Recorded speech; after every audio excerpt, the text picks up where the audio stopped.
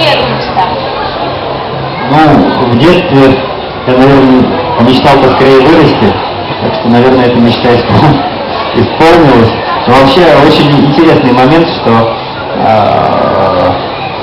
нужно всегда радоваться той минуте, которая есть сейчас. Потому что я помню, что, ну, не знаю, в детстве меня ужасно раздражало, что нужно ходить в школу, да? А скорее бы я думал в институт. Когда учился в университете, думаю, ну что там, сессии, скорее бы я уже вырос, да? Скорее бы там, ну, не знаю, можно было бы заниматься чем-то другим. В общем, нужно радоваться этой текущей минуте и в ней находить какие-то радости, потому что, ну, как бы завтра не существует, существует только сегодняшний день.